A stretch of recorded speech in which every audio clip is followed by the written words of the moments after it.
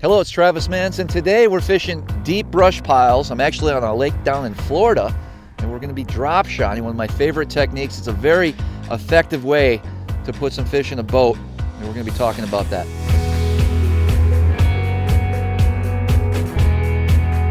So there's a lot of different ways to rig a drop shot and fish a drop shot effectively. All it is a bait with a weight, and the bait's actually above the weight, and so I'm able to fish this bait and have it suspend up off the bottom. Now there's a lot of benefits to fishing a drop shot. One, I'm going to be able to fish it and show those fish just a little bit different look. So instead of actually having that bait on the bottom, I'm actually working that bait just above the structure, and a lot of times I'll be able to decide where those fish are positioned, and sometimes you may want that bait only 4 or 5 inches above the weight.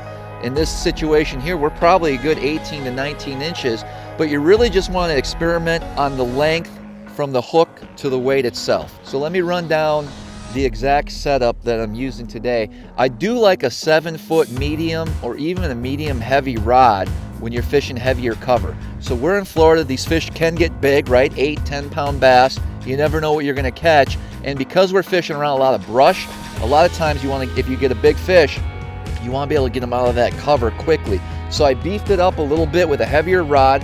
I'm using 12-pound fluorocarbon line.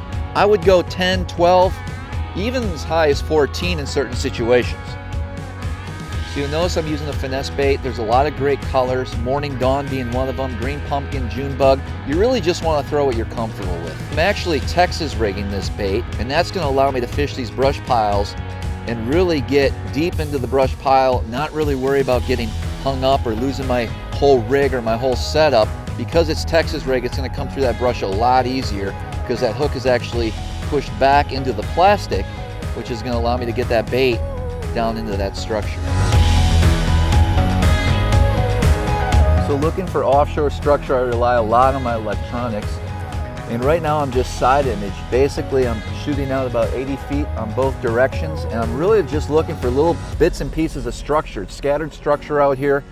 And that's where these fish are going to be keyed in on. I'm actually coming up off of a large drop off onto a flat, but the flat's fairly deep. We're in about 22, 25 feet of water, and it's just seat time. It's putting seat time in, meaning idling and just spending the time to find that offshore structure. That's the key.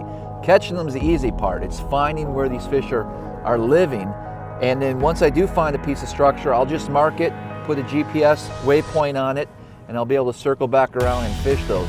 Ultimately, I'm trying to find a handful of piles right now. I'm going to mark them, and then we're going to go back over and fish them with that drop shot.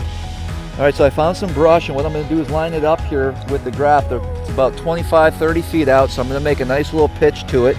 I can actually see the drop shot falling down, and then once it hits the bottom here in 23 feet of water, I'm not really going to put a whole lot of movement on that bait. I'm just going to keep that line semi-tight so I can feel any type of bite.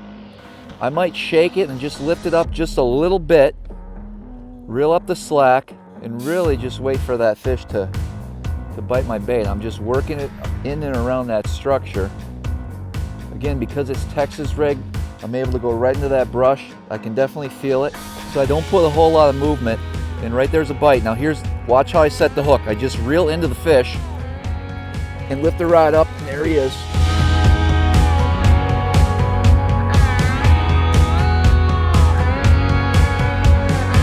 So I do have the 360 up. That gives me a full 360. I can see all the structure around me. And then I'm really fine-tuning it with this live scope, the forward-facing sonar. I'm actually able to see how these fish are relating to the structure. Once I see a fish, like this one that's out 30 feet, I kind of line myself up with the arrow. I make that little pitch, let that bait fall, and I let it get all the way down to the bottom. Not a lot of movement once I get down there. I just want to keep that line tight, a little bit of shake. I'm just waiting for that bite. All right, drop shotting deep brush, extremely effective technique. Do yourself a favor, try this next time you're out on the water. I promise you, you're going to catch more fish.